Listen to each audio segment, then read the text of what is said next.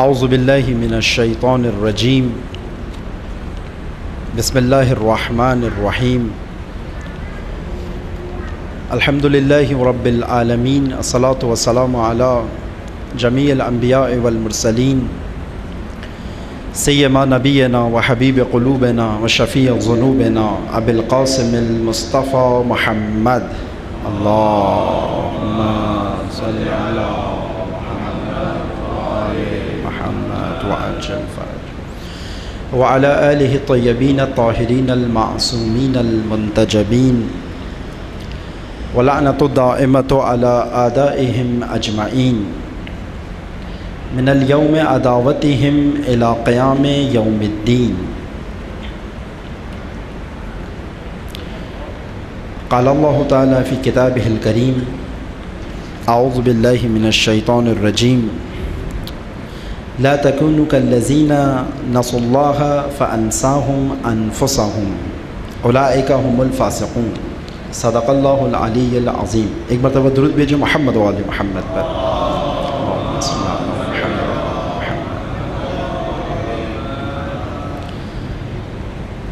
سب سے پہلے خداوند متعال کے انتہائی شکر گزار ہیں کہ خداوند متعال نے ماہ مبارک رمضان میں ہمیں یہ توفیق دی کہ ہم اپنے دین کے بارے میں، اپنے مکتب کے بارے میں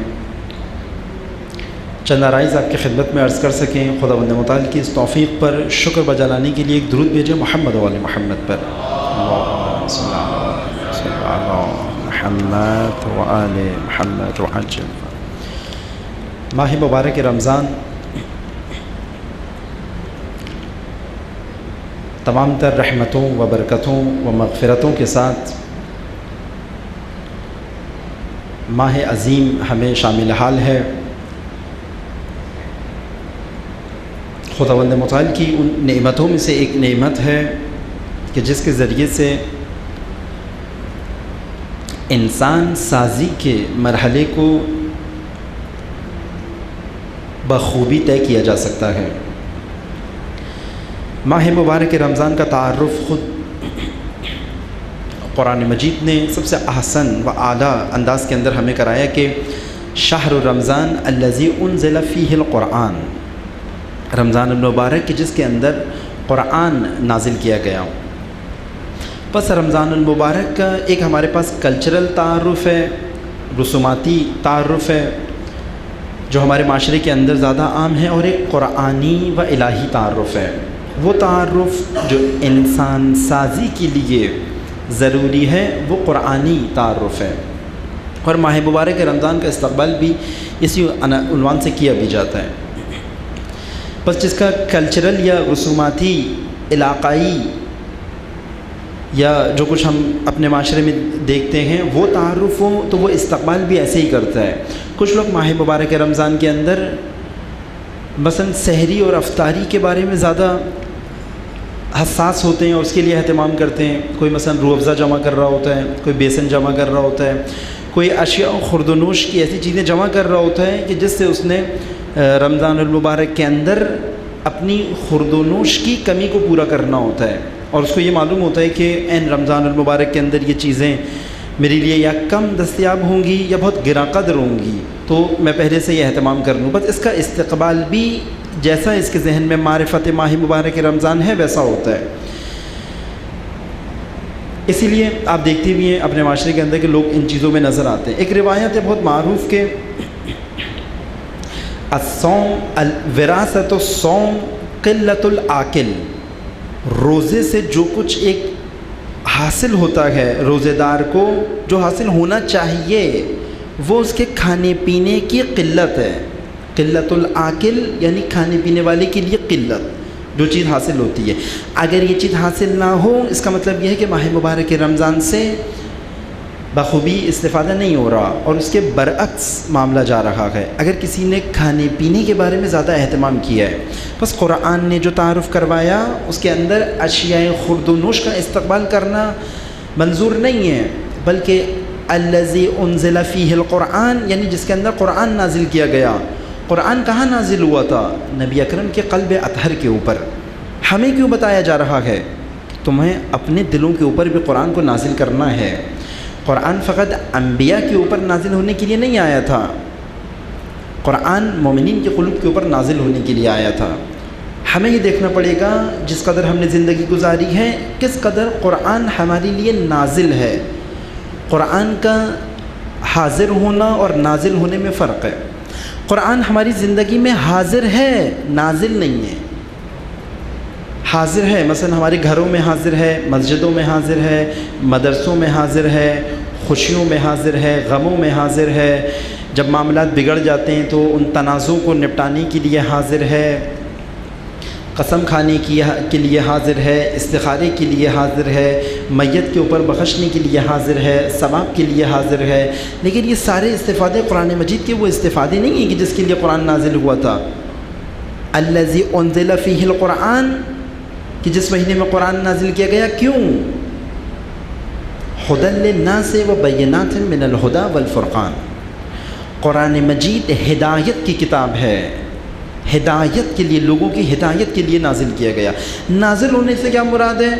مثلا نازل ہونا عربی کے اندر جب ہم اس کا قرآنی معنی کرتے ہیں، عربی کے اندر نازل ہونا کہتے ہیں اوپر سے کسی چیز کا نیچے آنا، نازل، نزول، انزال، قرآن مجید کے اندر جس طرح اصطلاحات آئیں۔ لیکن قرآن کی اصطلاح میں نازل کہتے ہیں کسی بھی ناقابل فہم امر کو قابل فہم بنا دینا، اسے کہتے ہیں نازل ہونا۔ بس ایک ایڈریس، اگر آپ کو یہاں سے چائنا کہیں جانا ہے اور کوئی شخص آپ کو چائنا کے اندر کوئی ایڈریس لکھ کر دے تو ہم کہیں گے کہ یہ جو اس نے ہدایت کی ہے آپ کو، رہنمائی کی ہے آپ کو، یہ اگر وہ چائنا میں آپ کو لکھ کر دے تو یہ آپ کے لیے نازل نہیں ہے، اس قدر عالی ہے آپ کے لیے، اس قدر اوپر ہے، یہ مطلب کہ اس کے ذریعے سے آپ کبھی بھی چائنا نہیں پہنچ پائیں گے۔ کیوں؟ کیونکہ آپ کے لیے قابل فہم نہیں ہے یہ راستہ، یہ ایڈریس۔ بس یہ پتہ اور یہ ایڈریس آپ کے لیے قابل فہم جب تک نہیں ہو جاتا، اس کے ذریعے سے اس منزل تک آپ نہیں پہنچ سکتے۔ قرآن کریم انسانوں کو انسانیت کی منزل تک پہنچانے کے لیے آیا ہے، کمال تک پہنچانے کے لیے آیا ہے، لقاء اللہ تک پہنچانے کے لیے آیا ہے، خلیفۃ اللہ تک پہنچانے کے لیے آیا ہے، قرب خدا تک پہنچانے کے لیے آیا ہے، اعلیٰ علیین تک پہنچانے کے لیے آیا ہے، مکارم الاخلاق تک پہنچانے کے لیے آیا ہے۔ خلاصتاً وہ انسان جن کو انسان بنا کر خلق نہیں کیا گیا، ان کو انسان بنانے کے لیے آیا ہے۔ اگر ایسی زبان میں ہمیں ہدایت سے سروکار رہا جو ہمارے لیے قابل فہم نہیں ہے، یہ قرآن ہمارے لیے نازل نہیں ہے۔ یہ قرآن، یہ عربی کا قرآن ہم تک ثواب پہنچا سکتا ہے تلاوت کے نتیجے میں، ہمیں کہیں نہیں پہنچا سکتا۔ بس عربی کے اندر موجود قرآن اگر ہم عربی نہ جانتے ہوں، اس کی تلاوت ہمیں ثواب پہنچا سکتی ہے، ہمیں کہیں نہیں پہنچا سکتی، کیونکہ ایسا ایڈریس پڑھ رہے ہیں جو ہمارے لیے قابل فہم نہیں ہے، قابل حصول ثواب ہے، قابل حصول ہدایت نہیں ہے۔ رمضان المبارک کے اندر قرآن کو نازل کرنے کا فلسفہ و حقیقت و مقصد یہ ہے کہ انسان اب قرآن سے ایسا رابطہ رکھے کہ جو ثواب کے لیے نہ ہو، کیونکہ ثواب تو اس کے اندر حتماً ہوگا، وہ نزول کے لیے ہو، قابل فہم بنانے کے لیے ہو۔ جب ہدایت قابل فہم ہوگی تب انسانیت کا پتہ انسان کو مل جائے گا، تب یہ سفر طے کرنا آسان ہے۔ درود بھیجو محمد و آل محمد پر۔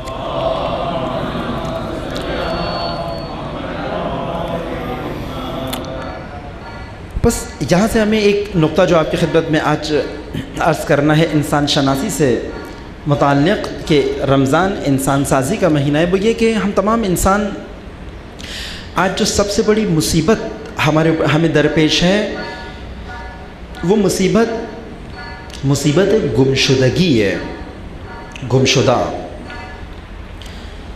آج ہم بہت گمشدگی کے عالم میں زندگی گزار رہے ہیں، یعنی یہ مبالغہ نہیں ہوگا اگر ہم آج کے اس دور کو ایک عنوان دینا چاہیں۔ یہ عصر کون سا عصر ہے؟ آیا عصر ٹیکنالوجی ہے؟ ہاں، اہل ٹیکنالوجی کہیں گے کہ یہ عصر ٹیکنالوجی ہے۔ آیا عصر مواصلات ہے یا کمیونیکیشن کا دور ہے؟ ہاں، اہل کمیونیکیشن یہ کہیں گے کہ یہ کمیونیکیشن کا دور ہے۔ اگر انبیاء سے پوچھا جائے، ہادیان دین سے پوچھا جائے، ان سے پوچھیں یہ دور کو کیا عنوان دیں، تو وہ بہت آسانی سے ہماری خدمت میں عرض کریں گے یہ عصر گمشدگی ہے۔ عصر گمشدگی جس کے اندر انسان گمشدہ واقع ہوا ہے. گمشدہ انسان، ایسا انسان جو اپنی آپ کو کھو چکا ہے، اپنے آپ کو کھو چکا ہے، انسان لاپتہ، انسان گمشدہ. اور ایسا اس قدر سختی کے ساتھ ہوا، اس قدر نادانی کے ساتھ ہوا، اور اس قدر مشکل کے ساتھ یہ کام اس کے ساتھ پیش آیا کہ انسان گمشدہ ہو گیا، بالکل ایسے بچے کی طرح کہ جو کسی بازار کے اندر اگر کھو جائے. آپ نے بھی یہ منظر مشاہدہ کیا ہوگا بازاروں کے اندر، پارکوں میں یا بڑے اجتماعات کے اندر، جب چھوٹے بچے کھو جاتے ہیں اور ان سے جا کے کوئی پوچھے، جب وہ رو رہے ہوتے ہیں، ان سے پوچھیں کہ بیٹا آپ کیوں رو رہے ہو، تو فوراً وہ یہ نہیں کہے گا کہ میں کھو گیا ہوں، میں گم ہو گیا ہوں. وہ کہے گا میرے ماں باپ کہیں کھو گئے ہیں، میرے ماں باپ مجھے نہیں مل رہے، میرے والدین کھو گئے، میری والدہ کھو گئی ہیں، میرے والد کھو گئے. مثلا میں حاضر ہوں، میرے ماں باپ کھو گئے. آج کے انسانوں کی مثال اسی طرح اس معصوم بچے کی طرح ہے کہ جس کو اپنی گمشدگی کے بارے میں زیادہ نہیں پتہ، اپنے سے متعلق امور کی گمشدگی کے بارے میں زیادہ پتہ ہے، اور خود اپنے گمشدہ ہونے کا قائل نہیں ہے، اپنے سے متعلق امور کے گمشدہ ہونے کا قائل ہے. مثلا ہم اگر کسی سے پوچھیں آپ کی گمشدہ ترین چیز آج کون سی ہے، ہو سکتا ہے کسی کو اپنا کوئی پرانا موبائل یاد آ جائے، ہو سکتا ہے کسی کا کبھی کوئی پرس یا بٹوا کھویا ہو اس کو یاد آ جائے، کسی کو اپنی کتاب یاد آ جائے، کسی کو اپنے کپڑے یاد آ جائیں، کسی کو اپنے کارڈز یاد آ جائیں، کسی کو اپنے کوئی دستاویزات یاد آ جائیں، کسی کو اپنے کاغذات یاد آ جائیں، کسی کو اپنی گاڑی یاد آ جائے، حتیٰ کسی کو ہو سکتا ہے کوئی فرد اپنا دوست یاد آ جائے کہ مجھ سے گم ہو گیا تھا. یہ اس قدر حساس گمشدگی نہیں ہے انسان کی زندگی میں، اس سے بڑی گمشدگی خود گمشدہ ہے، خود گمشدہ ہے. اس بچے کی طرح جو قائل بھی نہیں ہے اس بات کا، یہ زیادہ بڑی گمشدگی ہے. کیونکہ اگر اپنی گمشدگی کا قائل ہوتا تو یقیناً اپنی تلاش میں نکلتا، خود کی تلاش میں نکلتا، اپنی شخصیت کی تلاش میں نکلتا. لیکن چونکہ اپنے ماں باپ کی گمشدگی کا قائل ہے تو بس یہ کبھی بھی اپنے آپ کو نہیں پا سکے گا، کیونکہ ساری کوشش ماں باپ کو ڈھونڈنے کی کرے گا. لیکن نادان خود گمشدہ ہے. بس انسانیت کو آج سب سے بڑی مصیبت گمشدگی کی درپیش ہے. مولا متقیان حضرت علی ابن ابی طالب علیہ الصلوۃ والسلام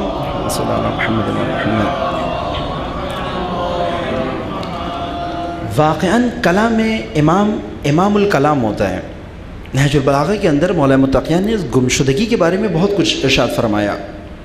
اس کے معصومین علیہ الصلوۃ والسلام نے عموماً گمشدگی کی کچھ ہمیں علامات ایسی بتائی ہیں، ہر شخص اپنے اندر اس علامت کو دیکھتا جائے اور اپنے بارے میں طے کرتا جائے. جس قدر گمشدگی کی علامات اس کے اندر موجود ہیں اس قدر گمشدہ ہے. قرآن کے اندر، روایات کے اندر یہ علامات ہمیں بتائی گئی ہیں. رمضان المبارک کے اندر اگر یہ ایک ہدف ہم حاصل کر لیں، عرفاء کے بقول، علماء کے بقول، انسان شناس علماء کے بقول کے اگر ہم اپنی تلاش کو نکل جائیں، اگر اپنے آپ کو ڈھونڈنے کو نکل جائیں، خود اپنی شخصیت کو پالیں، شاید رمضان المبارک میں سب سے بہترین کام یہ انجام پائے گا. یہ جو قرآن مجید کے اندر آیا الذی انزل فیہ القرآن، خود کو پانے کا مقدمہ ہے. کیونکہ جب اس کے اوپر ہدایت نازل ہوگی، قرآن ناقابل فہم حالت سے اس کے لیے قابل فہم بنے گا، اس کو گمشدگی کا سامان مل جائے گا، وسائل تلاش مل جائیں گے، اپنے آپ کو تلاش کرنے کا سامان مل جائے گا. بس سب سے پہلے ہمیں یہ قائل ہونا پڑے گا، اپنے آپ کو باور کرنا پڑے گا، تلقین کرنی پڑے گی کہ ہم گمشدہ ہیں. کن کن چیزوں میں گمشدہ ہیں وہ آپ کی خدمت میں مختصراً ابھی بیان کروں گا. قرآن مجید کی جس آیت کو آپ کی خدمت میں تلاوت کرنے کا شرف حاصل کیا ہے سورہ حشر کی آیت نمبر 19 ہے. سورہ حشر کی اس کے اندر خداوند متعال فرماتے ہیں لا تکونوا کالذین نسوا اللہ فانساہم انفسہم، خبردار ایسے لوگوں کی طرح نہ ہو جانا کہ جو اپنے خدا کو بھول گئے تو انہوں نے اپنے آپ کو بھی بھلا دیا. اولئک هم الفاسقون، یہی لوگ فاسق ہیں. ایک مصداق فسق کا یہ بتایا، اس کی ترتیب بھی بتائی. خدا کو بھولنا، خدا فراموشی باعث بنے گی خود فراموشی کی. اور ایک اور روایت کے اندر بہت احسن آیا، اس کا حل کیسے نکالیں؟ من عرف نفسہ فقد عرف ربہ، جس شخص نے اپنے نفس کو پہچان لیا اس نے اپنے رب کو پہچان لیا۔ بس اپنے نفس کی شناخت باعث بنے گی خدا کی شناخت کی، اور خدا فراموشی باعث بنے گی خود فراموشی کی۔ یہ ہمیں قرآن و اہل بیت سے ایک کلیہ و قاعدہ مل گیا۔ بس یہ سفر کرنے کی ضرورت ہے۔ اس سفر کو کرنے کے لیے ہمیں گمشدگی کی علامات معلوم ہونا چاہیے، کیونکہ گمشدہ شخص کی ہر چیز گمشدہ ہوتی ہے، یہ یاد رکھیے گا۔ انسان کی زندگی کے اندر جو کچھ خود انسان کے اوپر آفت ہوگی وہ آفت انسان کی ہر متعلق شے سے ہوگی، ہر متعلق شے سے۔ مثلا گمشدہ شخص کا دین بھی گمشدہ ہوگا، طے کر لیں یہ بات۔ اگر کوئی شخص خود گمشدہ ہے، یہ انبیاء کا موضوع ہے جو آپ کی خدمت میں بیان ہو رہا ہے۔ ہر نبی نے آ کے سب سے پہلا کام اپنی امت کے اندر یہی کیا۔ سورہ جمعہ کے اندر جو معروف آیا ہے، جس کو قرآن مجید میں مختلف اور جگہ کی بھی تکرار کیا گیا کہ هو الذی بعث فی الامیین رسولا منہم یتلو علیہم یزکیہم ویعلمہم الکتاب والحکمہ وإن كانوا من قبل لفی ضلال مبین۔ یعنی کہ هو الذی بعث فی الامیین رسولا منہم یا من انفسہم، یعنی کہ یہی خدا ہے کہ جس نے ایک رسول کو مبعوث کیا، انہی میں سے ایک رسول مبعوث کیا۔ یہ رسول کیا کرتا ہے؟ یزکیہم ویعلمہم الکتاب والحکمہ، یہ ان کا تزکیہ کرتا ہے اور ان کو کتاب اور حکمت کی تعلیم دیتا ہے، یعنی گمشدگی سے نکالتا ہے۔ کیوں؟ وَإِن كَانَ مِن قَبْلُ لَفِي ضَلَالٍ مُبِينٍ، تقریباً یہ آیت سب کو یاد ہوتی ہے، کیونکہ وہ لوگ کھلی گمراہی کے اندر تھے۔ قرآن مجید کی اصطلاح جو گمشدگی کے بارے میں آئی ہے وہ ہے زلال، زلال مبین، زلال ضاد سے جو ہے، یہ سورہ فاتحہ میں جس کو ہم پڑھتے ہیں کہ ہمیں گمراہوں سے بھی بچا، ان کے راستے پر مت چلا کہ جو گمراہ ہیں، ولا الضالین جو آتا ہے۔ زلال یا ضلالت قرآن مجید کے بہت خاص موضوعات میں سے، یعنی گمراہی۔ عربی کے اندر قرآن کی اصطلاح میں ضلالت کہتے ہیں گمراہی کو، زلال مبین یعنی کھلی گمراہی، آشکار گمراہی، واضح گمراہی، سری گمراہی۔ یعنی یہ قرآن مجید نے بتایا جو انبیاء کو ہم بھیجتے تھے علاقوں کے اندر، خطوں کے اندر، اس سے پہلے یہ افراد کھلی گمراہی میں ہوتے تھے۔ ایک مشکل آفت قرآن نے یہ بتائی، یعنی گمشدہ ہوتے تھے، خود گمشدہ ہوتے تھے۔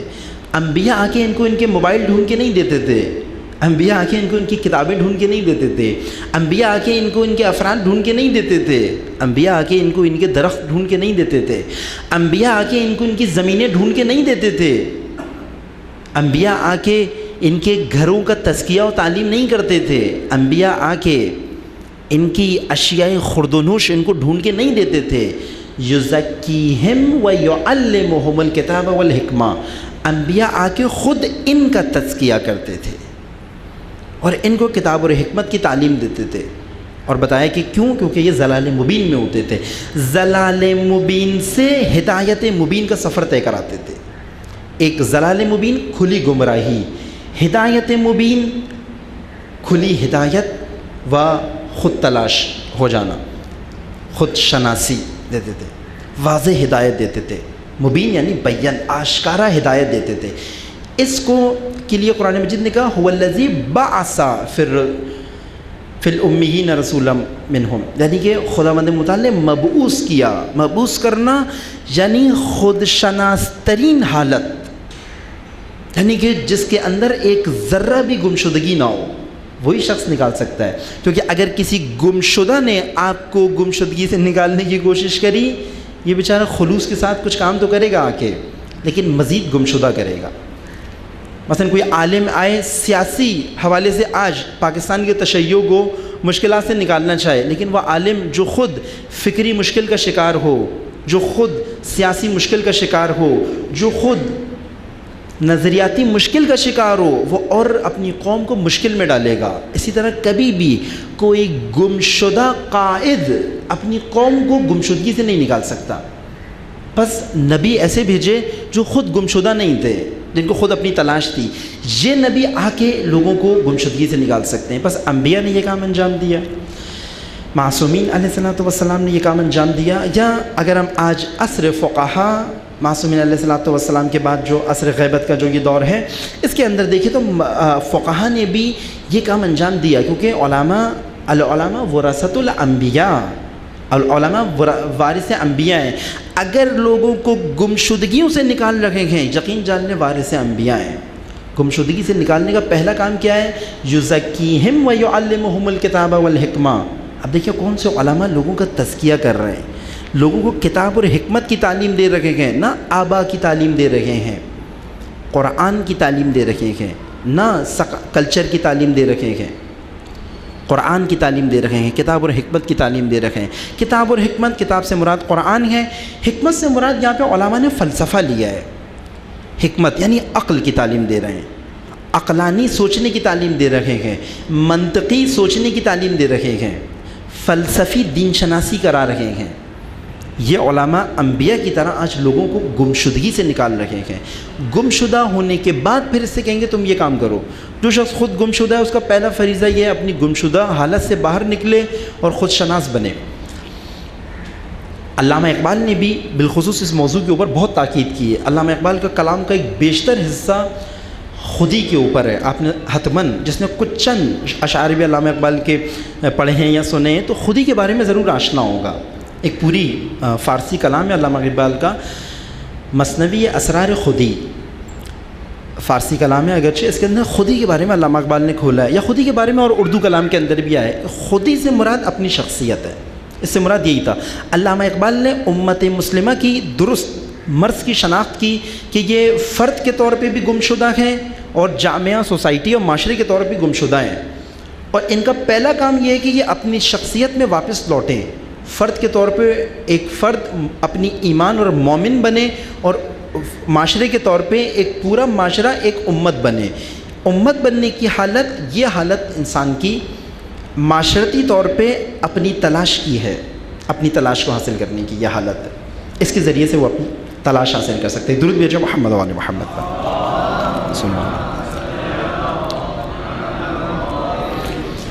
بس یہ نقطہ یاد رکھیے گا، اگر انسان خود گمشدہ ہو اس کے تمام متعلقات گمشدہ ہو جاتے ہیں۔ اگر انسان گمشدہ ہو اس کا مطلب وہ اپنا ہدف بھی کھو بیٹھا ہے، ہدف بھی اس کے ہاتھ سے گم ہو گیا۔ اگر خود گمشدہ ہے ہدف تک جانے والا راستہ بھی اس کے ہاتھ سے گم ہو گیا۔ اگر انسان گمشدہ ہے تو ہدف تک جانے کا طریقہ کار، روش عمل وہ بھی اس سے گم ہو جائے گی۔ حتیٰ راہ، ہدف، مقصد تک لے جانے والا رہبر بھی اس سے گم ہو جائے گا۔ گمشدہ انسان کا رہبر بھی گمشدہ ہوتا ہے۔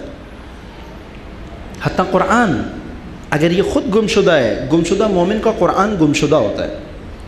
کتاب ہوتی ہے، حاضر ہوتی ہے اس کے پاس، لیکن ہدایت قرآن نہیں ہوتی اس کے پاس۔ میں نے کہا نا حضور قرآن ہوتا ہے، نزول قرآن نہیں ہوتا۔ حضور قرآن کافی نہیں ہے، حضور قرآن کافی نہیں ہے، قرآن حاضر نہیں کیا گیا، نازل کیا گیا ہے۔ ہمارے پاس حضور قرآن ہے، نزول قرآن نہیں ہے۔ حضور قرآن ہے، بہت مقدس طریقے سے بھی ہے، کوئی سب کے اپنے اپنے قرآن کے مختلف استفادے آپ کی خدمت میں عرض بھی کیے۔ یہ سارے قرآن کے حاضر ہونے سے حاصل ہو جاتے ہیں، لیکن وہ استفادہ انسان سازی، انسان کی تعمیر، انسان شناسی، قرآن شناسی، جہان شناسی، خدا شناسی، قیامت شناسی، حقیقت شناسی اور اپنی تلاش، یہ حضور سے حاصل نہیں ہوتی، یہ نزول سے حاصل ہوتی ہے۔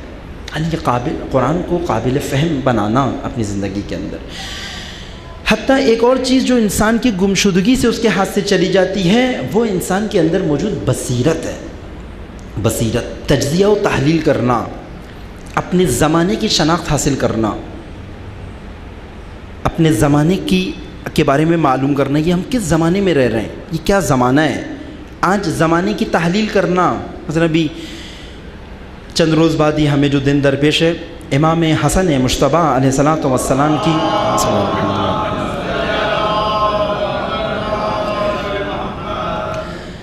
آپ کی ولادت کے ایام قریب ہیں، میں کل ہی شب ولادت امام حسن کی ہوگی۔ یہ اس دور کے اندر اس گمشدگی نے امام کو بہت نقصان پہنچایا۔ اس دور کے اندر امام حسن کے ख़ास दौर के अंदर जो इमाम हसन को करना पड़ा। हम कह सकते हैं कि उस वक्त गुमशुदा तरीन अफराद इमाम हसन के साथी थे, इमाम मुश्तबा के साथी थे, गुमशुदा तरीन अफराद। बहुत अक्सर लोग पूछते भी क्या हुआ ऐसे लोगों को, इस कदर तशय्यो हुकूमत इस्लामी का तकरीबन 4 साल से तसलसल भी था। हुकूमत इस्लामी का मौला मुत्तक़ियान की ज़िंदगी के अंदर 4 साल से हुकूमत इस्लामी थी, और फिर उसके बाद इमाम मुश्तबा के पास तकरीबन 6 महीने हुकूमत इस्लामी रही। फिर भी इमाम हसन ने सुलह कर ली। सवाल भी उठाते हैं लोग, सुलह इमाम हसन क्यों हुई? बार बार उस सुलह को इमाम हसन से निस्बत देते हैं। इमाम हसन ने सुलह क्यों की?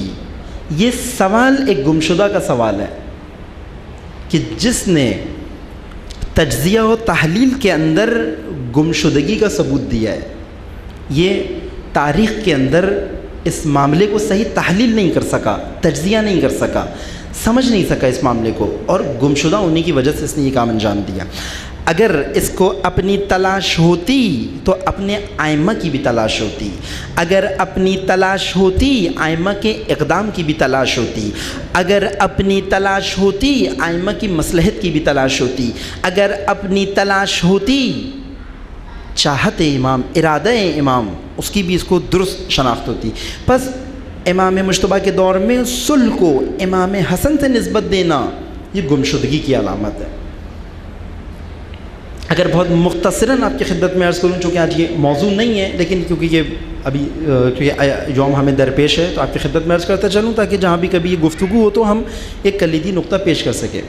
एक बहुत मारूफ़ किताब है सुलह इमाम हसन के ऊपर, रहबर मौज़म इनक़लाब इस्लामी हज़रत आयतुल्लाह उल उज़्मा सैयद अली हुसैनी और ख़ामेनाई हाफ़िज़हुल्लाह ने इस किताब का तर्जुमा किया है।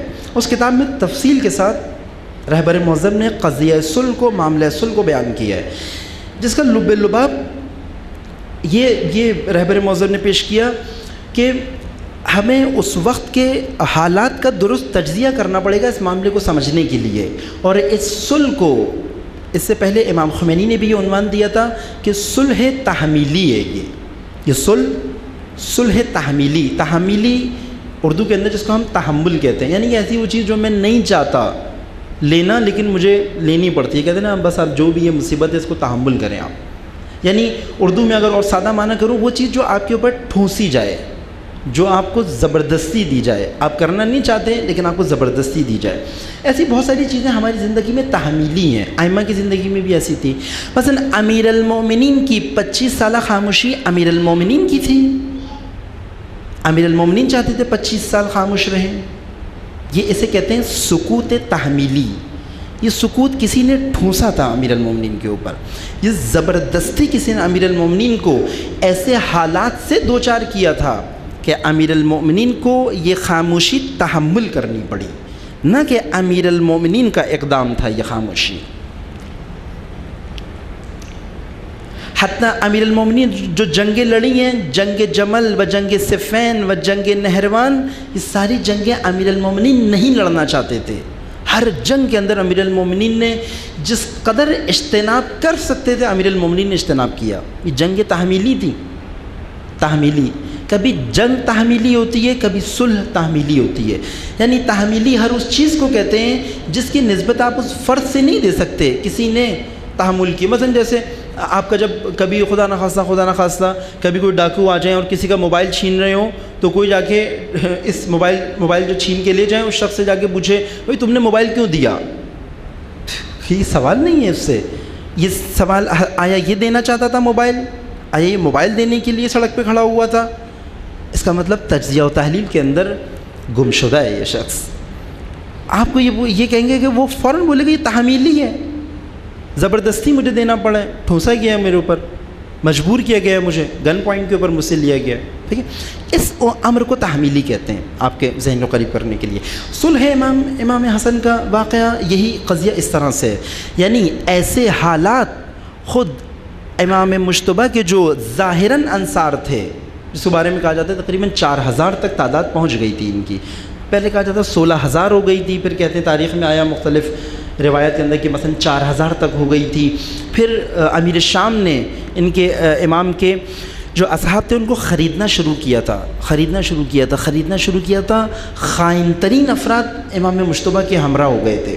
خائن ترین افراد اس قدر خائن ہو چکے تھے کہ انہوں نے مثلاً ایک بہت معروف واقعہ پیش آیا کہ امام حسن مجتبیٰ نماز پڑھ رہے تھے، ان کی جانماز نماز کے دوران ان کے نیچے سے کھینچ لی تھی انہوں نے۔ اس طرح کے مختلف اور بھی واقعات انہوں نے انجام دیے تھے ظاہراً امام کے ساتھ، لیکن ان کے دل معاویہ کے ساتھ تھے، ان کے دل معاویہ کی دولت اور اس کی لالچ کے اوپر لگے ہوئے تھے، جو کچھ اس نے ان کو آفرز کی تھیں وہاں پہ۔ یہ حالات امام حسن نے بہت اچھے طریقے سے دیکھے، اور یہ حالات دیکھنے کے بعد امام حسن نے دیکھا دو میرے پاس راستے ہیں، یا میں، اور انہوں نے آخری منصوبہ امام حسن فرماتے ہیں کتاب احتجاجات ہے، ایک کتاب بہت معروف کتاب ہے کتاب احتجاجات۔ اس میں احتجاج عربی کے اندر کہتے ہیں دلیلوں کو، دلیل یعنی کسی چیز کی علت یا دلیل، احتجاج۔ اردو کے اندر احتجاج کہتے ہیں مثلا جو ہم دھرنا وغیرہ دیتے ہیں، عربی کے اندر احتجاج کہتے ہیں دلیل کو۔ ایک کتاب ہے معروف، میرے ذہن میں ابھی ان کا مصنف کا نام میرے ذہن سے نکل گیا، کتاب الاحتجاجات۔ اس کے اندر مختلف تاریخی واقعات کے علل پیش کیے گئے ہیں، وجوہات پیش کی گئی ہیں، دلیل پیش کی گئی کیوں ایسا ہوا۔ اس کے اندر قضیہ صلح کو پیش کرتے ہوئے امام حسن مجتبیٰ سے یہ روایت آئی کہ فرمایا کہ میرے پاس دو راستے تھے، ایک طرف میں یہ دیکھ رہا تھا کہ ایک منصوبہ دشمن نے بنایا ہے، مثلا امیر شام نے ایک مسئلہ بنایا، ایک منصوبہ بنایا ہے میرے لیے، یہی منصوبہ کہ کسی طریقے سے ان کو صلح کے اوپر مجبور کریں۔ ایک منصوبہ میرے ساتھیوں نے بنایا، میرے اپنے ساتھیوں نے، یہ امام مجتبیٰ کے جملے ہیں عیناً۔ میرے ساتھیوں کا منصوبہ کیا تھا؟ میرے ساتھیوں کا منصوبہ یہ تھا، ایٹ دا اینڈ، نہائی منصوبہ یہ تھا کہ مجھے معاویہ کے ہاتھ فروخت کر کے میری قیمت وصول کر لیں، مجھے قتل کر کے معاویہ کے ہاتھ بیچ دیں اور میری قیمت معاویہ سے وصول کر لیں، جو کچھ اس نے اس کام کے لیے رکھی تھی۔ امام مجتبیٰ نے کہا کہ میں نے دونوں منصوبوں کو دیکھا، ایک طرف دشمن کا منصوبہ تھا، ایک طرف اپنے ان خائن ساتھیوں کا منصوبہ تھا۔ مجھے دشمن کا منصوبہ اپنے ساتھیوں سے زیادہ اچھا لگا، زیادہ بہتر لگا، اس کے اندر کم ذلت تھی، اس کے اندر زیادہ ذلت تھی۔ امام مجتبیٰ فرماتے ہیں کہ میں نے اپنے ظاہری ساتھیوں کے منصوبے کو چھوڑ کے دشمن کے منصوبے کو یعنی معاویہ کے منصوبے کو زیادہ بہتر پایا، اس میں کم ذلت پائی، تو میں نے اس کا انتخاب کیا۔ اور وہ انتخاب کس نے کروایا؟ ان خائنین نے، جو اپنے آپ کو حتی تشیع کے عنوان سے کہتے تھے، انا من شیعتکم، ہم آپ کے شیعہ ہیں، اس عنوان سے کہتے تھے۔ ظاہری طور پہ یہ نفاق تھا ان کے اندر، دلوں میں نفاق تھا۔ ان کو پتہ تھا کہ حتماً اس جنگ کے اندر کمزور ترین حالت کے اندر ہیں، امام مجتبیٰ شہید ہو جائیں گے، بعد میں ابھی ہم معاویہ سے بنا کے رکھیں تاکہ اس حکومت کے اندر ہمارا بھی حصہ ہوگا۔ اب آپ دیکھ رہے ہیں گمشدہ شخص امام معصوم کو کہاں تک پہنچا دیتا ہے، اور اگر اس کے بعد آنے والے بھی گمشدہ ہوں، امام حسن کے واقعے کی کس طرح سے تحلیل کرتے ہیں یا تجزیہ کرتے ہیں کہ لگ رہا ہوتا ہے وہ صلح امام حسن نے کی تھی، جبکہ وہ صلح تحمیلی تھی، ٹھونسی گئی تھی، وہ صلح حالات نے ٹھونسی تھی۔ امام خمینی کا ایک بہت معروف جملہ ہے اس کے بارے میں، فرماتے ہیں کہ امام خمینی فرماتے ہیں کہ یہ صلح تحمیلی تھی، بالکل اسی طرح جس طرح سے امیر المومنین کی حکمیت تحمیلی تھی۔ وہ جو جنگ صفین کے اندر واقعہ پیش آیا اور کہا کہ آپ بھی حکم قرار دیں اپنی طرف سے، ایک حکم ہم قرار دیں گے، اور ایک حکمیت کا معاملہ ہوا، جو حکم امیر المومنین قرار دینا چاہتے تھے، جو ثالث یا اس کو ڈسپیوٹ کو ریزالو کرنے کے لیے جو امیر المومنین قرار دینا چاہتے تھے، اس کو قبول نہیں کیا گیا، ایک اور کو حکم بنا دیا گیا۔ اس حکمیت کے اوپر مولا علی راضی نہیں تھے، لیکن شور و غل اور اس طرح سے رویہ کیا گیا کہ امیر المومنین کو ماننا پڑا اس حکمیت کو۔ تو وہ حکمیت امام خمینی فرماتے ہیں جس طرح وہ حکمیت تحمیلی تھی، اسی طرح یہ صلح بھی تحمیلی تھی۔ مولا علی نہیں چاہتے تھے کہ اس حکمیت سے اس کا فیصلہ ہو۔ پھر فرماتے ہیں کہ آگے کے خائن ساتھیوں نے، امام خمینی فرماتے ہیں یہ خائن ساتھیوں نے امام حسن کو اس دوراہی پہ لا کے کھڑا کیا کہ جس میں سے امام حسن نے صلح کو انتخاب کیا۔ رہبر معظم فرماتے ہیں امام حسن کا میدان، حتیٰ جو رہبر معظم کے کلمات ہیں اس سے ایسا اندازہ ہوتا ہے کہ امام حسن کا میدان حتیٰ سید الشہداء سے زیادہ سخت نظر آتا ہے۔ رہبر معظم کے عیناً یہ جملے ہیں، فرماتے ہیں کہ کبھی کبھی حالات و واقعات ایسے ہو جاتے ہیں کہ جن واقعات کے اندر زندہ رہنا شہید ہونے سے زیادہ دشوار تر ہوتا ہے۔ اس نقطے کے اوپر آپ غور کیجیے گا۔ کبھی کبھی حالات و واقعات ایسے ہو جاتے ہیں کہ جہاں پہ مثلا شہید ہونا یا زندگی گزارنا شہید ہونا یا قتل ہو جانا آسان تر ہوتا ہے زندگی گزارنے سے۔ رہبر معظم نے فرمایا، امام مجتبیٰ نے اس سخت اور مشکل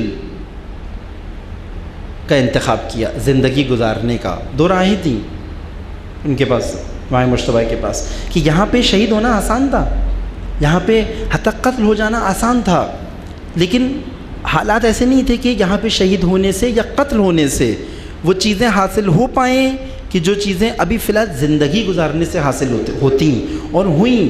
حتیٰ یہی چیزیں تحمل کرنا، یہ بالکل عیناً جملہ ہے رہبر معظم کا، کہ بعض اوقات وقت ایسے ہو جاتے ہیں کہ جس وقت میں شہید ہونا، قتل ہونا آسان ہوتا ہے، زندگی گزارنا مشکل ہوتا ہے، اور امام مجتبیٰ نے یہی انتخاب کیا اپنے لیے، اور اس قدر سخت تھا کہ بعد میں خود امام کے ساتھ ہی امام کو آ کے اتنے سخت کلمات بولتے تھے صلح کے بعد، کہتے تھے کہ مثلا حتیٰ یہ بہت سخت جملہ ہے، وہ کہتے تھے کہ آپ نے مومنین کو ذلیل کر دیا، اس طرح کے سخت جملات ائمہ کے بارے میں بولتے تھے، کیونکہ درست تجزیہ و تحلیل نہیں رکھتے تھے۔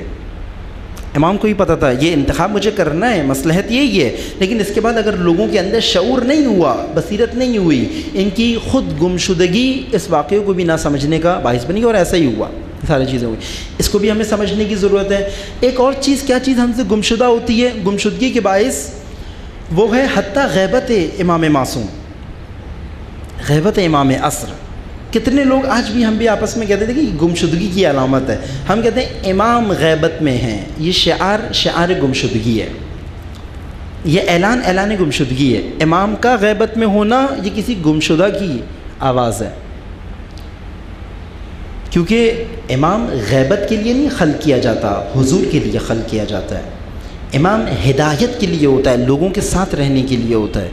امام حاکمیت کے لیے ہوتا ہے نا، غیبت کے لیے ہوتا ہے۔ یہ غیبت تحمیلی ہے امام کے اوپر، غیبت ٹھونسی گئی ہے امام کے اوپر، غیبت زبردستی امام کے اوپر ڈالی گئی ہے۔ وہ جو ہم بار بار ایک جملہ کہتے ہیں، اذن خدا سے غیبت میں ہے، اذن خدا سے ظہور ہوگا، اگر اس کی تجزیہ و تحلیل درست نہیں کی گئی، گمشدگی کا شعار ہوگا۔ اذن خدا سے ہے، لیکن اذن خدا کس چیز کا نتیجہ تھا؟ امت کی اپنے میدان سے غیبت کا نتیجہ تھا، امت کا اپنی ذمہ داریوں سے غیبت کا نتیجہ تھا۔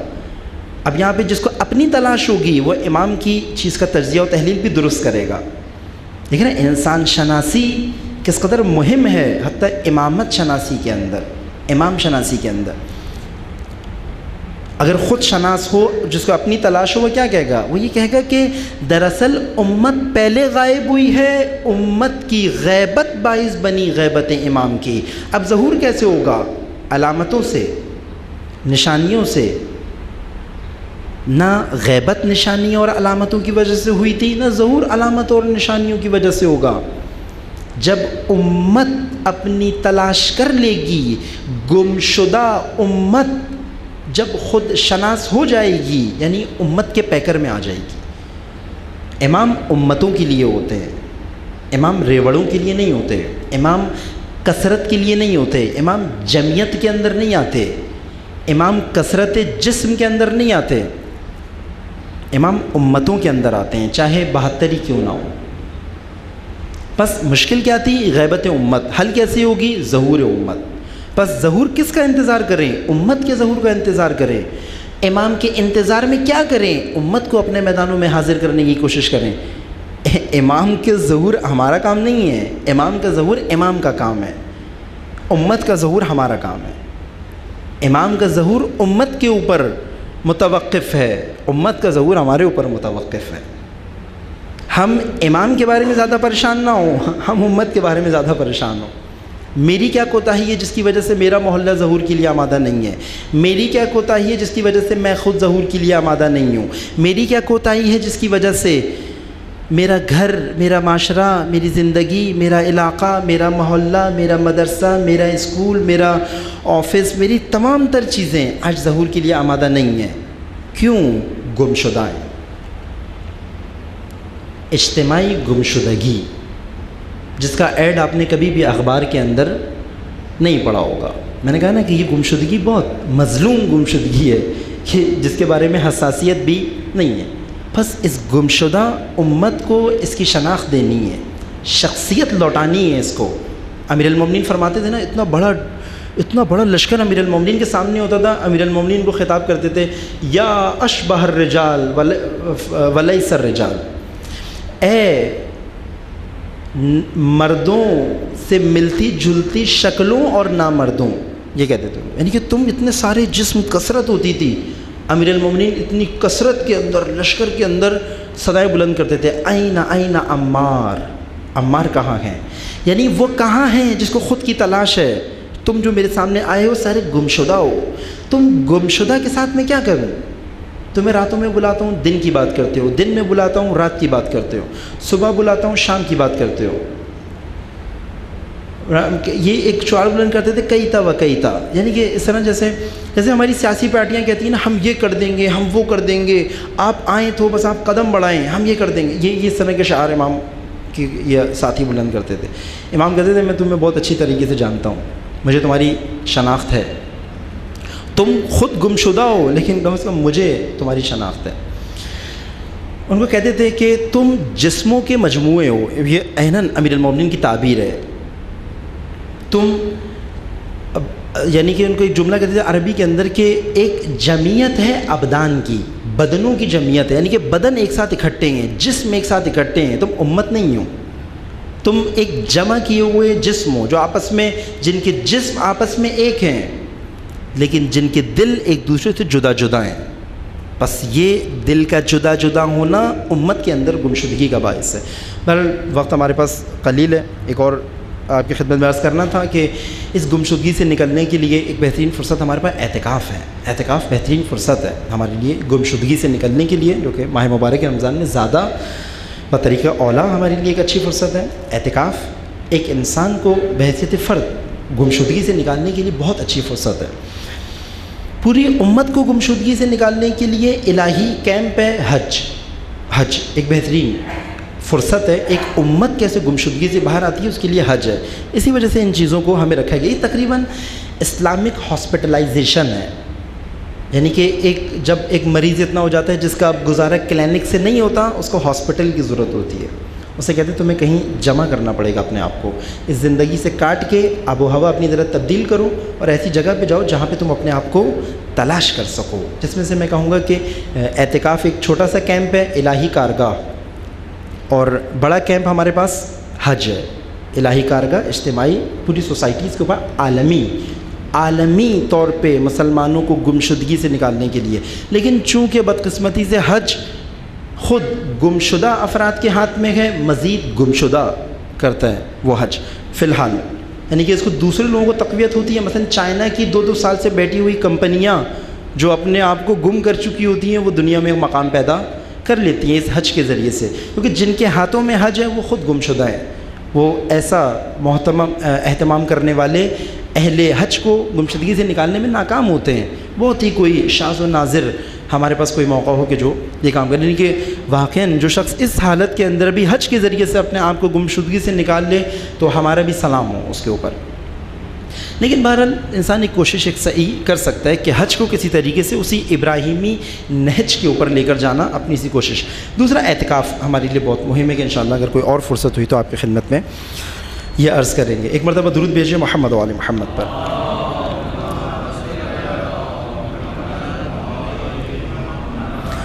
آپ لوگوں کا اگر کوئی سوال ہو اس گفتگو سے متعلق تو آپ لوگ وہ سوال کر سکتے ہیں.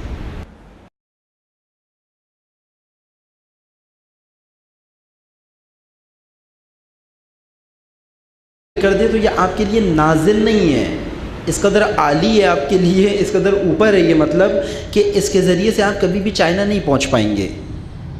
کیوں؟ کیونکہ آپ کے لیے قابل فہم نہیں ہے یہ راستہ، یہ ایڈریس.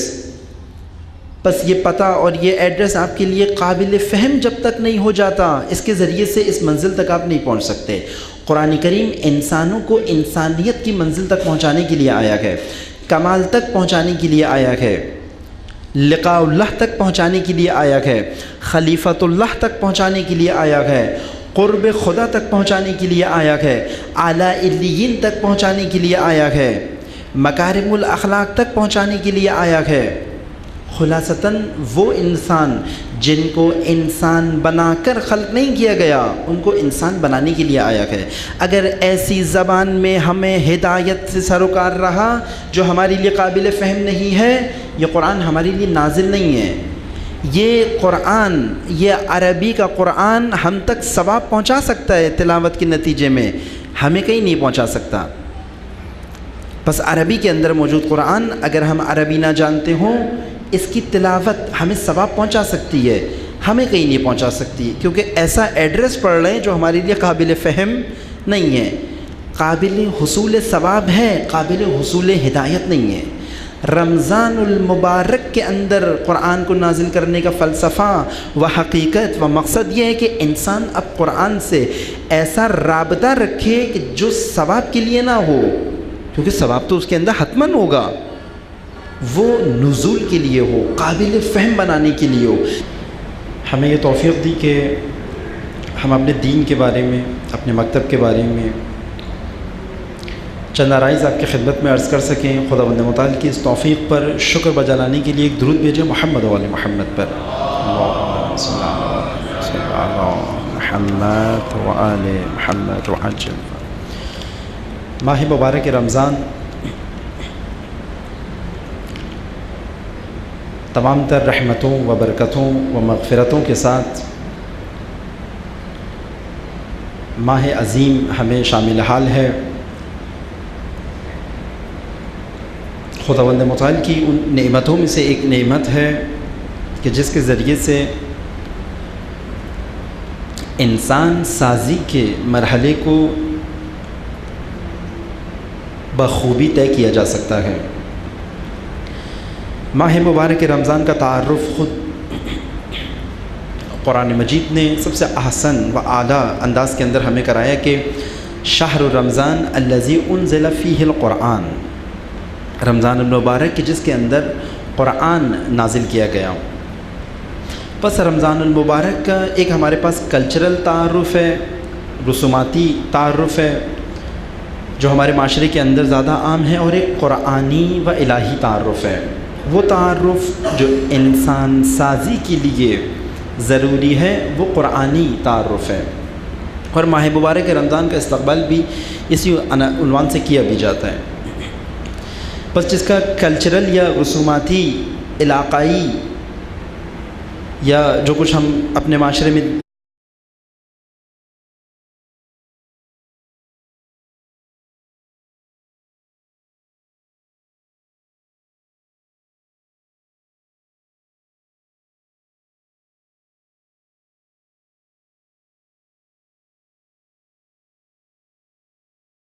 اعوذ باللہ من الشیطان الرجیم،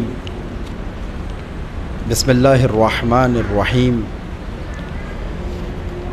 الحمد للہ رب العالمین، الصلاۃ والسلام علی جمیع الانبیاء والمرسلین، سیما نبینا و حبیب قلوبنا و شفیع ذنوبنا ابی القاسم المصطفیٰ محمد، اللہم صلی علی وعجل فرج وعلى آله الطيبين الطاهرين المعصومين المنتجبين ولعنة الدائمة على أعدائهم أجمعين من اليوم عداوتهم إلى قيام يوم الدين۔ قال الله تعالى في كتابه الكريم أعوذ بالله من الشيطان الرجيم لا تكونوا كالذين نسوا الله فأنساهم أنفسهم أولئك هم الفاسقون، صدق الله العلی العظیم۔ ایک مرتبہ درود بھیجیں محمد و آل محمد پر۔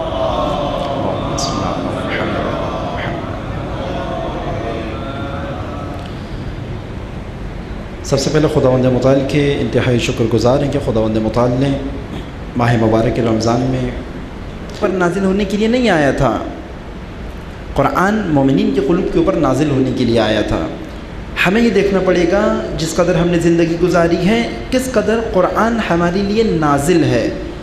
قرآن کا حاضر ہونا اور نازل ہونے میں فرق ہے۔ قرآن ہماری زندگی میں حاضر ہے، نازل نہیں ہے۔ حاضر ہے، مثلا ہمارے گھروں میں حاضر ہے، مسجدوں میں حاضر ہے، مدرسوں میں حاضر ہے، خوشیوں میں حاضر ہے، غموں میں حاضر ہے، جب معاملات بگڑ جاتے ہیں تو ان تنازع کو نپٹانے کے لیے حاضر ہے، قسم کھانے کے لیے حاضر ہے، استخارے کے لیے حاضر ہے، میت کے اوپر بخشنے کے لیے حاضر ہے، ثواب کے لیے حاضر ہے۔ لیکن یہ سارے استفادے قرآن مجید کے وہ استفادے نہیں ہیں کہ جس کے لیے قرآن نازل ہوا تھا۔ الذی انزل فیہ القرآن، کہ جس مہینے میں قرآن نازل کیا گیا، کیوں؟ ھدی للناس وبینات من الھدی والفرقان، قرآن مجید ہدایت کی کتاب ہے، ہدایت کے لیے، لوگوں کی ہدایت کے لیے نازل کیا گیا۔ نازل ہونے سے کیا مراد ہے؟ مثلا نازل ہونا عربی کے اندر جب ہم اس کا قرآنی معنی کرتے ہیں، عربی کے اندر نازل ہونا کہتے ہیں اوپر سے کسی چیز کا نیچے آنا، نازل، نزول، انزال، قرآن مجید کے اندر جس طرح یہ اصطلاحات آئیں۔ لیکن قرآن کی اصطلاح میں نازل کہتے ہیں کسی بھی ناقابل فہم امر کو قابل فہم بنا دینا، اسے کہتے ہیں نازل ہونا۔ بس ایک ایڈریس، اگر آپ کو یہاں سے چائنا کہیں جانا ہے اور کوئی شخص آپ کو چائنا کے اندر کوئی ایڈریس لکھ کر دے تو ہم کہیں گے کہ یہ جو اس نے ہدایت کی ہے آپ کو، رہنمائی کی ہے آپ کو، یہ اگر وہ چائنا میں آپ کو دیکھتے ہیں وہ تعارف ہو تو وہ استقبال بھی ایسے ہی کرتا ہے۔ کچھ لوگ ماہ مبارک رمضان کے اندر مثلا سحری اور افطاری کے بارے میں زیادہ حساس ہوتے ہیں اور اس کے لیے اہتمام کرتے ہیں۔ کوئی مثلا روح افزا جمع کر رہا ہوتا ہے، کوئی بیسن جمع کر رہا ہوتا ہے، کوئی اشیاء خورد و نوش کی ایسی چیزیں جمع کر رہا ہوتا ہے کہ جس سے اس نے رمضان المبارک کے اندر اپنی خورد و نوش کی کمی کو پورا کرنا ہوتا ہے، اور اس کو یہ معلوم ہوتا ہے کہ این رمضان المبارک کے اندر یہ چیزیں میرے لیے یا کم دستیاب ہوں گی یا بہت گراں قدر ہوں گی، تو میں پہلے سے یہ اہتمام کر لوں۔ بس اس کا استقبال بھی جیسا اس کے ذہن میں معرفت ماہ مبارک رمضان ہے ویسا ہوتا ہے۔ اسی لیے آپ دیکھتے بھی ہیں اپنے معاشرے کے اندر کہ لوگ ان چیزوں میں نظر آتے ہیں۔ ایک روایت ہے بہت معروف کہ الصوم وراثت الصوم قلت العاقل، روزے سے جو کچھ ایک حاصل ہوتا ہے روزے دار کو، جو حاصل ہونا چاہیے، وہ اس کے کھانے پینے کی قلت ہے۔ قلت العاقل یعنی کھانے پینے والے کے لیے قلت، جو چیز حاصل ہوتی ہے۔ اگر یہ چیز حاصل نہ ہو اس کا مطلب یہ ہے کہ ماہ مبارک رمضان سے بخوبی استفادہ نہیں ہو رہا، اور اس کے برعکس معاملہ جا رہا ہے۔ اگر کسی نے کھانے پینے کے بارے میں زیادہ اہتمام کیا ہے، بس قرآن نے جو تعارف کروایا اس کے اندر اشیاء خورد و نوش کا استقبال کرنا منظور نہیں ہے، بلکہ الذی انزل فیہ القرآن، یعنی جس کے اندر قرآن نازل کیا گیا۔ قرآن کہاں نازل ہوا تھا؟ نبی اکرم کے قلب اطہر کے اوپر۔ ہمیں کیوں بتایا جا رہا ہے؟ تمہیں اپنے دلوں کے اوپر بھی قرآن کو نازل کرنا ہے۔ قرآن فقط انبیاء کے اوپر